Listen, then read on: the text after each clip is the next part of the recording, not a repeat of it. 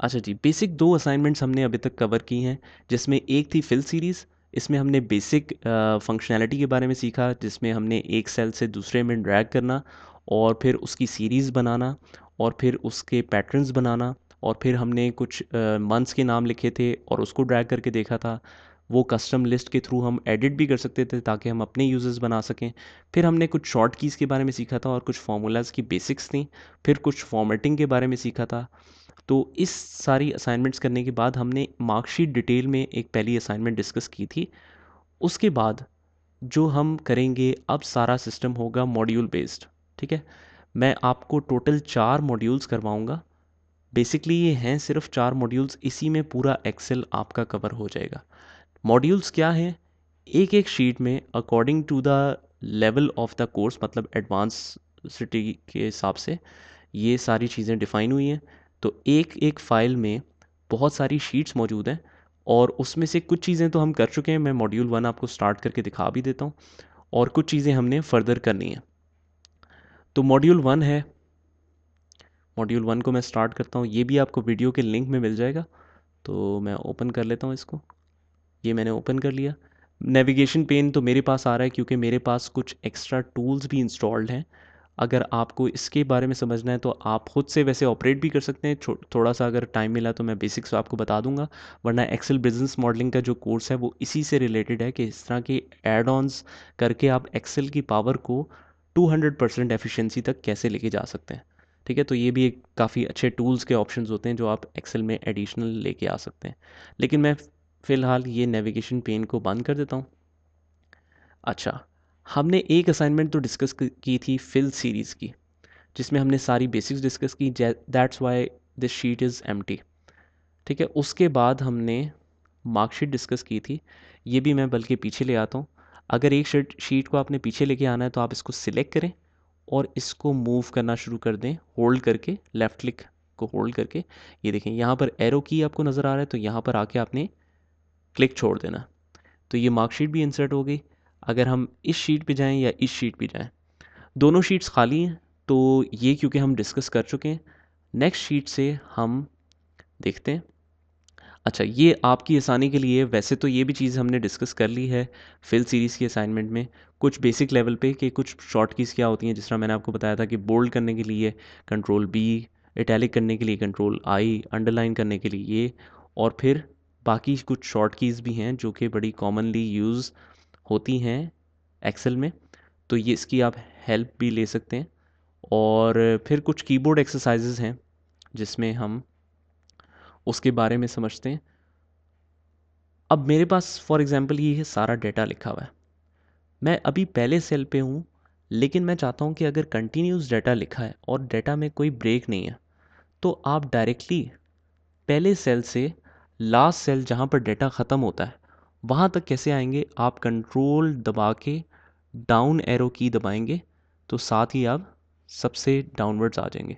फिर इसी तरह आप फॉर एग्जांपल मैं 7 वाले सेल पे जाता हूँ और मैंने वापस अप आना है, तो मैं कंट्रोल अप दबा के पहले सेल पे आ सकता हूँ।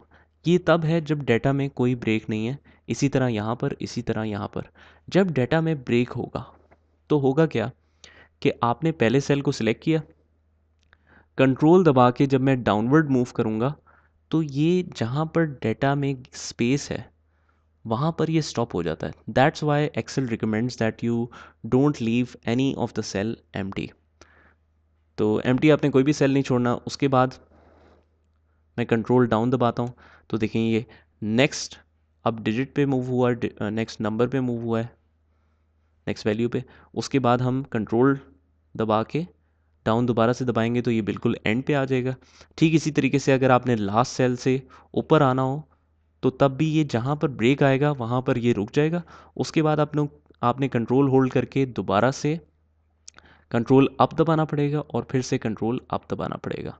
तो इस तरीके से आप डेटा के दरमियान मूव कर सकते हैं।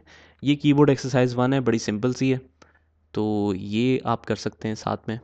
फिर कीबोर्ड एक्सरसाइज 2, इसमें भी कंट्रोल की फंक्शनैलिटी बताई हुई है कि अगर कोई डेटा आपका ऐसे चल रहा है, कंटिन्यूस डेटा है, ये हैशेस हमने सिर्फ सैम्पल के लिए रखें, और इसमें आपके लिए एक छोटी सी गेम है।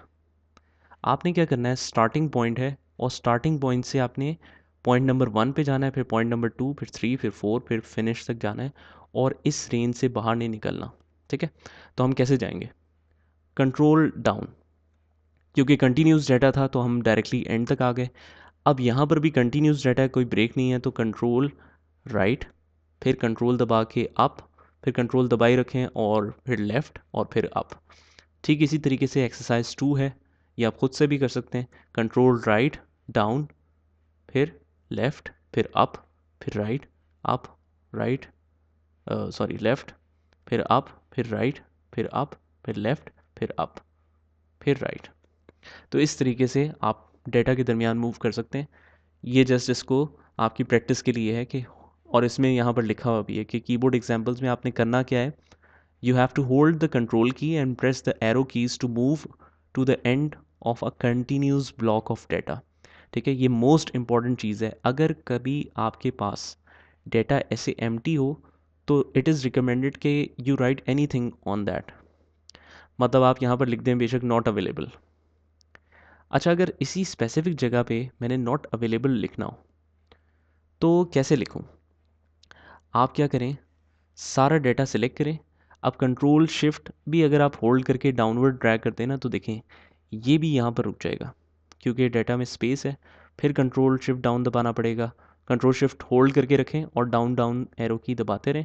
उसके बाद आपने कंट्रोल F किया और फाइंड एंड रिप्लेस आप कर सकते हैं। अब मैंने इस स्पेसिफिक ब्लॉक को इसलिए सिलेक्ट किया because you have to limit the canvas if you want to do anything in that particular column. हम क्या फाइंड करना चाह रहे हैं जिसको रिप्लेस करना है हमने? देखें, अब मैं कंट्रोल F दबाता हूँ तो मेरे पास दो टैब्स आते हैं, एक फाइंड का टैब है, एक रिप्लेस का टैब है। हम चाह रहे हैं कि हम रिप्लेस कर दें क्या चीज़? ब्लैंक। तो ब्लैंक ही छोड़ दें इसको। और रिप्लेस किस चीज़ के साथ करना चाह रहे हैं हम? नॉट अवेलेबल के साथ। रिप्लेस ऑल दबाऊंगा तो ये देखें 7 रिप्लेसमेंट्स ऑटोमेटिकली हो गई। ओके किया हमने, क्लोज किया। अब आपने नोटिस किया होगा कि कैनवस क्योंकि मैंने लिमिट किया था, ये सिर्फ यही ब्लॉक ऑफ डेटा मैंने सिलेक्ट किया था और उसके बाद कंट्रोल F करके रिप्लेस किया था। That's why it has only replaced this blank cells with the value. अगर मैं ऐसा ना करता तो कितनी सारी ब्लैंक सेल्स हैं जो फिल हो जाते। ठीक है, तो वो प्रॉब्लम हो जाता हमारे लिए। तो इस तरह की सिचुएशंस में आपको जब किसी स्पेसिफिक कॉलम, किसी स्पेसिफिक रो में डेटा रिप्लेस करना है तो आपको पहले वो सिलेक्ट करना चाहिए और फिर कंट्रोल F दबा के आप जो भी चाहें फंक्शनैलिटी यूज़ कर सकते हैं। तो इसी तरह से कुछ कीबोर्ड शॉर्ट की कट 3 भी है कीबोर्ड एक्सरसाइज। इसमें क्या है कि सिलेक्ट मी, मतलब कि ये पूरा ब्लॉक ऑफ डेटा आपने अगर इकट्ठा सिलेक्ट करना है तो आप क्या करेंगे? मैं पहले सेल पे हूँ, मैं क्या करूँगा, मैं कंट्रोल शिफ्ट दोनों होल्ड करूँगा और राइट की तरफ मूव करूँगा तो ये कंटिन्यूस ब्लॉक ऑफ डेटा के एंड तक मूव करेगा और फिर कंट्रोल शिफ्ट होल्ड करके आप डाउनवर्ड ड्रैग करेंगे तो ये पूरा सिलेक्ट कर लेगा। दैट मीन्स कि अगर किसी भी ब्लॉक ऑफ डेटा को आपने सिलेक्ट करना है तो आप एक सेल को सिलेक्ट करें और control shift right and down ऐसे सिलेक्ट कर सकते हैं। अगर सिर्फ सिंगल ब्लॉक ऑफ डेटा है तो कंट्रोल शिफ्ट राइट तो दबाने की ज़रूरत नहीं है, फिर आप क्या दबाएंगे? सिर्फ कंट्रोल शिफ्ट डाउन। ठीक है, तो बिल्कुल सिंपल सी चीज़ है। तो ये आप प्रैक्टिस करें, उसके बाद हमारी नेक्स्ट असाइनमेंट आएगी वी लुकअप से रिलेटेड और बड़ी ज़बरदस्त मज़ेदार फंक्शनैलिटी है।